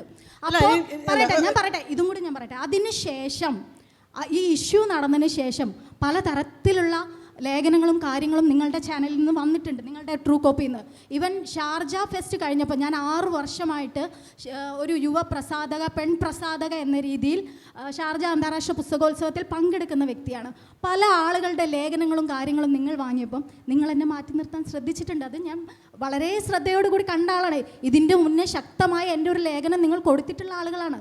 അപ്പോൾ സ്വാഭാവികമായിട്ടും അതിൻ്റെ ഒരു മനില എന്ന് പറയുന്ന വ്യക്തി അതിൻ്റെ ഒരു ഭാഗമായിട്ട് നിൽക്കുന്ന ആളാണ്. അതുകൊണ്ട് അതുകൊണ്ട് എവിടെയെങ്കിലും നിങ്ങളെ കണ്ടാൽ ചോദിക്കാൻ വെച്ചിരുന്ന ചോദ്യം തന്നെയാണ് അത്. അതെനിക്ക് മനസ്സിലായി, അത് എന്നെ കാണുമ്പോൾ ചോദിക്കാൻ വേണ്ടി വെച്ചിരുന്ന ചോദ്യം എന്ന് എനിക്ക് മനസ്സിലായി. ആദ്യം പറഞ്ഞതിനകത്ത് എനിക്കൊരു ക്ലാരിറ്റി വരുത്താനുണ്ട്. അത് എന്നോട് അദ്ദേഹമാണ് പറഞ്ഞത്. അദ്ദേഹം പറഞ്ഞ വാക്കുകൾക്ക് ഞാൻ ഉത്തരവാദിയല്ല. മനിലയോട് ഞാൻ നിന്റെ ന്യൂസ് കൊടുക്കാൻ പറഞ്ഞിട്ടുണ്ട്, മനില വിളിക്കും എന്ന് പറഞ്ഞിട്ട് നിന്റെ നമ്പർ കൊടുത്തത് മനിലയാണ് എന്ന് പറഞ്ഞിട്ടുള്ള കാര്യങ്ങളടക്കം എനിക്കുണ്ട്. ഏതാ? അല്ല, ഞാനതൊന്ന് ക്ലാരിഫൈ. എനിക്ക് തോന്നുന്നത് അത് നമ്മുടെ ഒരു ഇഷ്യൂ ചെയ്തത് പ്രസാധകരുമായിട്ട് ബന്ധപ്പെട്ട ഇഷ്യൂ ചെയ്തിരുന്നതാണ്. ഷഹനാസ് VR സുധീഷിൻ്റെ പുസ്തകങ്ങൾ പബ്ലിഷ് ചെയ്തിട്ടുണ്ട് അല്ലേ? അതുകൊണ്ടാണ് ഷഹനാസിൻ്റെ നമ്പർ കിട്ടാൻ വേണ്ടി VR സുധീഷിൻ്റെ ഇത് ഞാൻ ചോദിച്ച് മേടിച്ചതാണ്. അല്ലാണ്ട് VR സുധീഷ് റെക്കമെൻഡ് ചെയ്തിട്ടല്ല ഷഹനാസിൻ്റെ ലേഖനം, അങ്ങനെ ആരെങ്കിലും റെക്കമെൻഡ് ചെയ്തിട്ടല്ല ട്രൂ കോപ്പി തിങ്ങിൽ ഒരു ലേഖനവും വരുന്നത് എന്നും കൂടെ ഞാൻ പറയാൻ ഞാൻ ആഗ്രഹിക്കുകയാണ്. അത് പിന്നെ VR സുധീഷിലേക്കുന്ന ആരോപണങ്ങളൊക്കെ VR സുധീഷുമായിട്ട് ഡയറക്റ്റായിട്ട് തീർക്കേണ്ടതാണ്. അതിനകത്ത് ഞാൻ പാർട്ടിയല്ല, അതെന്നോട് ചോദിക്കുകയല്ല വേണ്ടത്.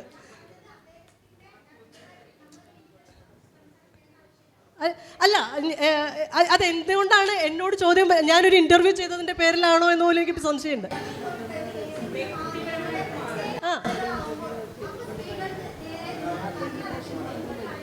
സ്ത്രീകൾക്ക് നേരെ കണ്ണടക്കി ഇപ്പോൾ ട്രൂ കോപ്പി തിങ് ഒരു വാർത്താ മാധ്യമമല്ല എന്നെല്ലാവർക്കും അറിയാമെന്ന് തോന്നുന്നു.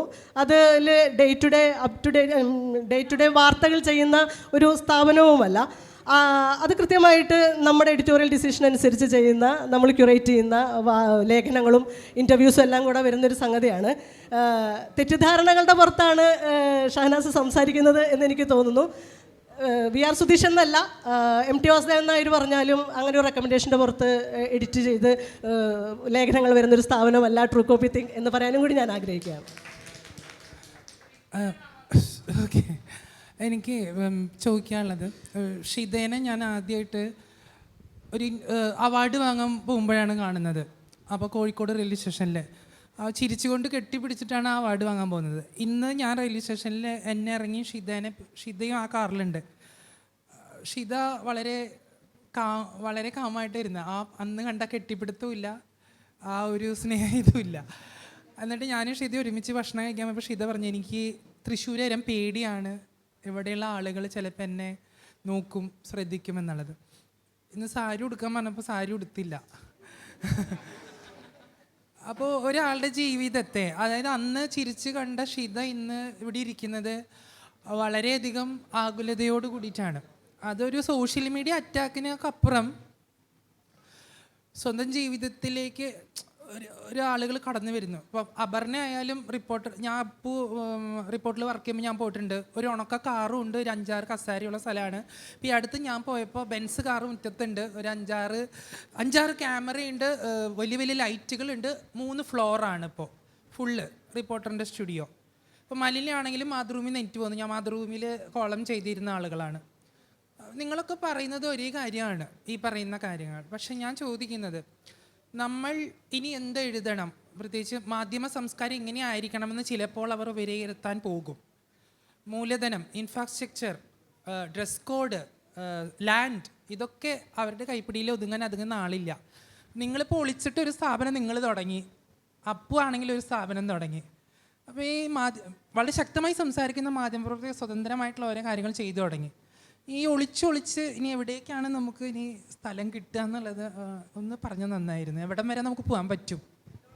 എല്ലാവർക്കും ആണെങ്കിലും ഉത്തരം പറയാം. എനിക്ക് പൂർണ്ണമായും ഈ ആശ അറ്റുപോയിട്ടൊന്നുമില്ല. കാരണം അതിന് എൻ്റെ മുന്നിലുള്ള ഒരു പ്രതീക്ഷ രവീഷ് കുമാറാണ്. രവീഷ് കുമാറിൻ്റെ ഓൺലൈൻ സ്ഥാപനം 8 മില്യൺ വ്യൂവർഷിപ്പ് കഴിഞ്ഞു എന്ന് പറഞ്ഞിട്ട് കഴിഞ്ഞ ദിവസം, സബ്സ്ക്രൈബേഴ്സ് കഴിഞ്ഞു എന്ന് പറഞ്ഞ് കഴിഞ്ഞ ദിവസം ഒരു വാർത്ത വായിച്ചതായിട്ട് എനിക്ക് ഓർമ്മയുണ്ട്. ക്യുൻറ്റ് പോലുള്ള മാധ്യമ സ്ഥാപനങ്ങൾ, വയറ് പോലെയുള്ള മാധ്യമ സ്ഥാപനം. ഇന്ന് ക്യാരവൻ എഴുതിയിരിക്കുന്ന ഒരു വാർത്തയുണ്ട്. നമ്മൾ ഈ ഒക്ടോബർ 30-നാണല്ലോ, ക്ഷമിക്കണം, ഇന്ന് ജനുവരി 30-നാണല്ലോ നമ്മൾ ഇവിടെ ഇരുന്ന് സംസാരിക്കുന്നത്. ഗാന്ധിയെ കൊന്നത് RSS ആണ് എന്നുള്ളതിലേക്ക് ഹിൻഡ് ചെയ്യുന്ന വിവരങ്ങൾ അടങ്ങിയ ഒരു ലേഖനം ഇന്ന് ദ വയർ പ്രസിദ്ധീകരിച്ചിട്ടുണ്ട്. അത് ഈ ഇന്ത്യയിലാണ്, നിലവിലെ ഇന്ത്യയിലാണ്. കാരണം സമകാലിക ഇന്ത്യയിൽ അത് പ്രസിദ്ധീകരിക്കപ്പെടണമെങ്കിൽ നല്ല ധൈര്യം വേണം. അതിനാർജവമുള്ള മാധ്യമ പ്രവർത്തകർ ഈ നാട്ടിലുണ്ട്. അതായത് ഈ നമ്മൾ പറയും ലെഗസി മാധ്യമങ്ങൾ, പാരമ്പര്യ മാധ്യമങ്ങളിൽ നിന്ന് നീതി നിഷേധിക്കപ്പെട്ട ചെയ്യപ്പെടുന്ന സാഹചര്യത്തിൽ അതിൽ നിന്ന് പുറത്തിറങ്ങി നവമാധ്യമങ്ങൾ സൃഷ്ടിച്ചുകൊണ്ട് അവിടേക്കൊരു സ്പേസ് ഉണ്ടാക്കി അവിടെ നിന്ന് അവരുടെ നിലപാടുകൾ പറയാൻ കഴിയുന്ന രീതിയിലേക്ക് പല മാധ്യമ പ്രവർത്തകർക്കും, പ്രത്യേകിച്ചും ഈ സോഷ്യൽ റിഫോർമേഷൻ വലിയ രീതിയിലൊന്നും സാധ്യമാകില്ലെങ്കിലും മാധ്യമ പ്രവർത്തനത്തിൻ്റെ അർത്ഥമറിയാവുന്ന കുറച്ചു പേരെങ്കിലുമൊക്കെ അങ്ങനെ ചെയ്യാൻ ശ്രമിക്കുന്നു എന്നുള്ളത് ഈ കാലത്തെ മാധ്യമ പ്രവർത്തനത്തിലെ ഏറ്റവും വലിയ പ്രത്യാശയാണെന്നാണ് ഞാൻ കരുതുന്നത്. അതുകൊണ്ട് തന്നെ ആ പ്രത്യാശ അറ്റുപോയിട്ടൊന്നുമില്ല. നിങ്ങൾ കൂടെ നിൽക്കുക, സമൂഹം കൂടെ നിൽക്കുക. പൂർണ്ണമായും കാവ്യവൽക്കരിക്കപ്പെടാത്തൊരു സമൂഹം ഇവർക്കൊപ്പം നിൽക്കുമെങ്കിൽ നിങ്ങൾ ഈ പറയുന്ന മാധ്യമ പ്രവർത്തകർ ഇവിടെയൊക്കെ തന്നെ ഉണ്ടാകും. അല്ലാത്ത പക്ഷം എന്ത് സംഭവിക്കുന്നു എനിക്കറിയില്ല.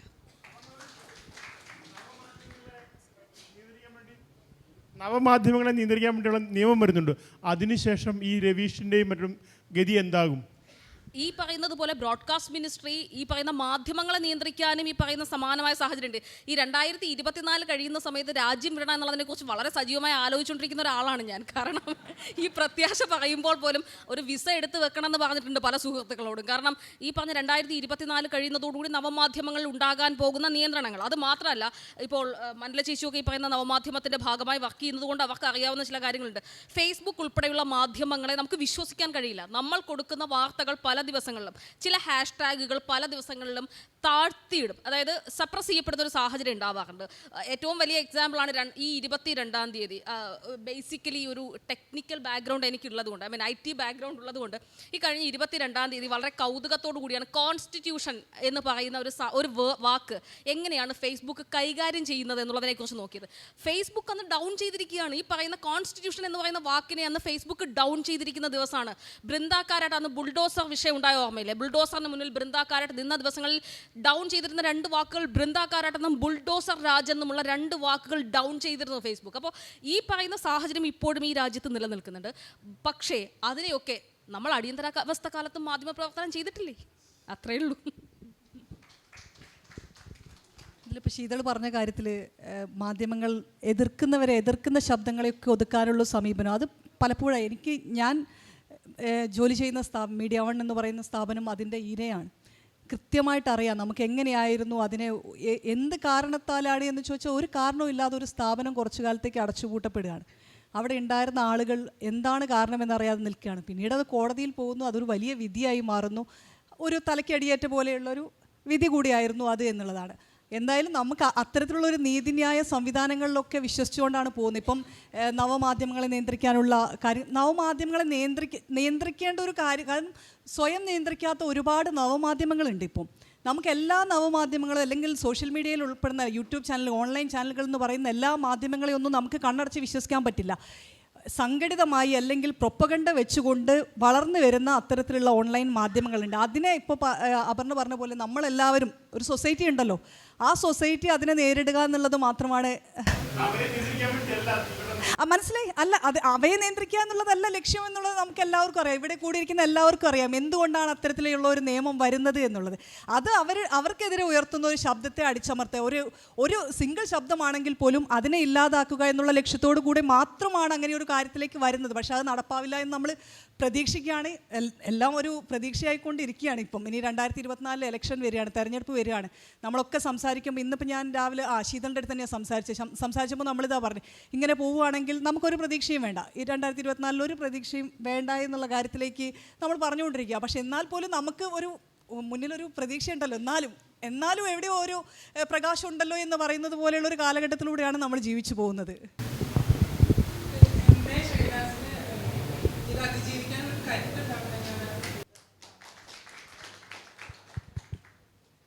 നമസ്കാരം.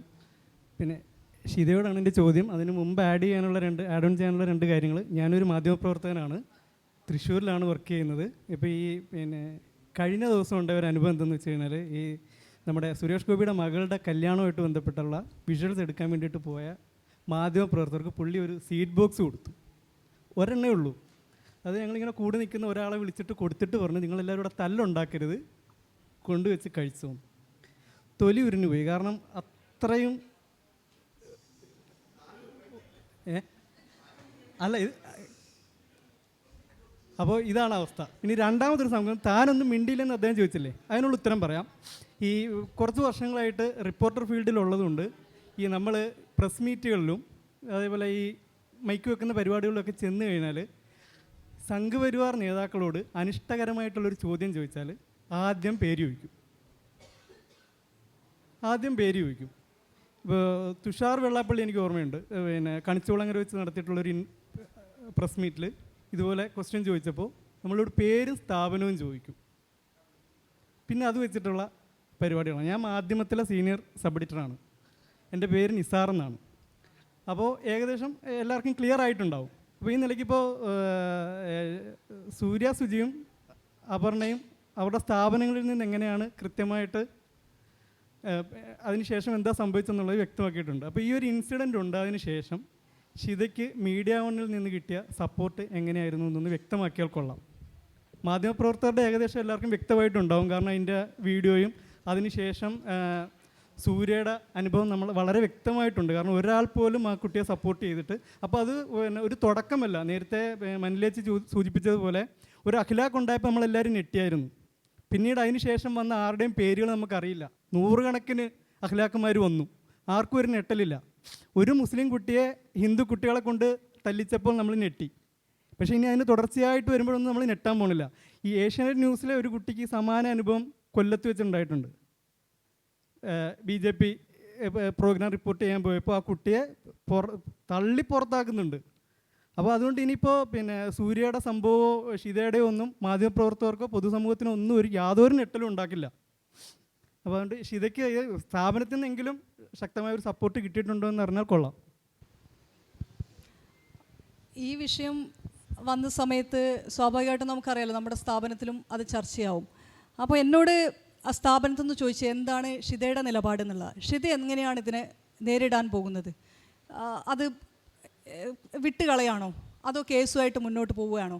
എങ്ങനെയാണ് നേരിടാൻ പറ്റുന്നത്? എനിക്ക് ഇവർക്ക് രണ്ടുപേർക്കും ഉണ്ടായിരിക്കുന്ന അനുഭവമല്ല എനിക്ക് എൻ്റെ സ്ഥാപനത്തിൽ നിന്ന് ഉണ്ടായെന്നുള്ള വളരെ അഭിമാനത്തോടെ നമ്മൾ അവിടെ ജോലി ചെയ്യുന്ന സമയത്ത് നമുക്കുണ്ടാകുന്ന ഒരു അഭിമാനം എന്ന് പറയുന്നത് ആ സ്ഥാപനം നമ്മുടെ കൂടെ നിൽക്കുക എന്നുള്ളതാണ്. നമ്മൾ ഇല്ലെങ്കിൽ പിന്നെ നമുക്ക് അവിടെ ജോലി ചെയ്യാൻ പറ്റില്ല. അവർ ഇറങ്ങി പോകുന്നത് അതുകൊണ്ടാണ്. എന്നോട് സ്ഥാപനം ചോദിച്ചാൽ എന്താണ് എൻ്റെ നിലപാട്, ഞാൻ എന്ത് തീരുമാനം എടുക്കുന്നു എന്നുള്ളതാണ്. അപ്പോൾ ഈ പറഞ്ഞതുപോലെ നമുക്ക് ഈ ഒരു ഇൻസിഡൻറ്റ് ഉണ്ടായിക്കഴിഞ്ഞാൽ നമുക്ക് നമ്മുടെ മനസ്സിലൂടെ കടന്നു പോകുന്ന സംഭവങ്ങൾ എന്ന് പറഞ്ഞാൽ എനിക്ക് അനുഭവിച്ചവർക്ക് അറിയാൻ പറ്റുമായിരിക്കും എന്തൊക്കെ ചിന്തകളാണ് ഉണ്ടാവുക.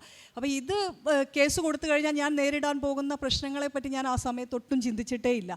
ഞാൻ പിറ്റേന്ന് അദ്ദേഹം ഒരു സോഷ്യൽ മീഡിയയിൽ ഒരു മാപ്പ് പറയുന്നു. എനിക്ക് തെറ്റിദ്ധാരണയുണ്ടെങ്കിൽ മാപ്പ് എന്ന് പറയുമ്പോൾ സ്വാഭാവികമായിട്ട് ഞാനാരാണതിൽ? അതെനിക്ക് അംഗീകരിക്കാൻ പറ്റില്ല. അപ്പോഴാണ് ഞാൻ സ്ഥാപനത്തോട് പറയുന്നത് ഞാനിതിൽ നിയമ നടപടിയുമായി മുന്നോട്ട് പോവുകയാണ്. സ്ഥാപനം എനിക്കൊപ്പം നിന്നു, ഇപ്പോഴും എനിക്കൊപ്പം എൻ്റെ ആ സ്ഥാപനം ഉണ്ട് എന്നുള്ളതാണ് വളരെ സന്തോഷത്തോടെ അറിയിക്കുകയാണ്. അപ്പോൾ ഇതിനിടയിൽ ഓൺലൈൻ മാധ്യമങ്ങളിലൊക്കെ വാർത്തകൾ നിങ്ങളൊക്കെ പലരും കണ്ടിട്ടുണ്ടാവും. എന്നെ ഡൽഹിയിലേക്ക് മാറ്റി, സ്ഥാപനത്തെ വേണ്ടാത്ത ആളുകളെയാണ് ട്രാൻസ്ഫർ ചെയ്യാറ്, എന്നെ ഡൽഹിയിലേക്ക് മാറ്റി. അങ്ങനെ തുടർച്ചയായി പലരും എന്നെ നാട്ടിൽ കാണുമ്പോൾ ചോദിക്കും എപ്പോഴാണ് ഡൽഹിയിൽ നിന്ന് വന്നതെന്നൊക്കെയാണ് ചോദിക്കുന്നത്. അപ്പോൾ ഞാൻ ഡൽഹിയിലോ ഞാനോ എപ്പോൾ പോയി എന്നൊക്കെ ചോദിക്കും. പിന്നീടാണ് ഇങ്ങനെ ഒരു വാർത്തകൾ വന്നിട്ടുണ്ട് എന്നുള്ളതൊക്കെ അറിയുന്നത്. പക്ഷേ ഈ ചോദ്യത്തിന് ഉത്തരം എനിക്ക് എൻ്റെ സ്ഥാപനം ഇപ്പോഴും എനിക്കൊപ്പമുള്ളതാണ്. ആ സമയം മുതൽ എൻ്റെ നിലപാട് എന്താണോ എൻ്റെ തീരുമാനം എന്താണോ അതിനൊപ്പം നിൽക്കുന്നുണ്ട്. ചർച്ചയുടെ സമയം ഏതാണ്ട് അവസാനിച്ചു തോന്നുന്നു. ഒറ്റ കാര്യം മാത്രം പറഞ്ഞുകൊണ്ട് അവസാനിപ്പിക്കുകയാണ്. നമ്മൾ രാഷ്ട്രീയം പറയേണ്ടത് ഗതികേട് കൊണ്ടല്ല, രാഷ്ട്രീയം കാലഘട്ടത്തിൻ്റെ ആവശ്യമാണ്. രാഷ്ട്രീയം തന്നെയാണ് നിരന്തരം പറഞ്ഞുകൊണ്ടിരിക്കേണ്ടത്. അത് മാധ്യമപ്രവർത്തകരായാലും മറ്റേതൊരു വ്യക്തിയായാലും നിരന്തരം രാഷ്ട്രീയം സംസാരിച്ചുകൊണ്ടേ ഇരിക്കുക തന്നെ വേണം. കാരണം അത്ര ഭീമാകാരമായ ഒരു ഹിന്ദുത്വ ഫാസിസ്റ്റ് രാഷ്ട്രീയമാണ് ഇന്ത്യയെ വിഴുങ്ങാൻ കാത്തിരിക്കുന്നത്. അതുകൊണ്ട് ആ രാഷ്ട്രീയം മറ്റെല്ലാ വ്യക്തിപരമായ സംഗതികൾക്കും അപ്പുറം ഈ നമ്മളെല്ലാം അടപടലം മൂടാനിരിക്കുന്ന ഹിന്ദുത്വ ഫാസിസ്റ്റ് രാഷ്ട്രീയം RSSൻ്റെയും BJPയുടെയും സംഘപരിവാറിൻ്റെയും രാഷ്ട്രീയത്തിനെതിരെ തന്നെയാണ് ഇനിയുള്ള കാലമെങ്കിലും നിരന്തരം സംസാരിച്ചു കൊണ്ടിരിക്കുന്നത് എന്ന് മാത്രം പറഞ്ഞുകൊണ്ട് നിർത്തുന്നു. പങ്കെടുത്ത എല്ലാവർക്കും നന്ദി, നമസ്കാരം. മാധ്യമങ്ങളും സ്ത്രീകളും എന്ന വിഷയത്തിൽ അധ്യക്ഷത വഹിച്ച മൻല സി മോഹൻ, പാനൽ ചർച്ചയിൽ പങ്കെടുത്ത അപർണ സെൻ, സൂര്യ, സുജി, ഷിത ജഗത് എന്നിവർക്ക് നന്ദി അറിയിക്കുന്നു. വളരെ ഊർജ്ജസ്വലമായ ഒരു ചർച്ചയാക്കി ഇതിനെ മാറ്റി തീർത്ത എല്ലാ ശ്രോതാക്കൾക്കും നന്ദി അർപ്പിക്കുന്നു.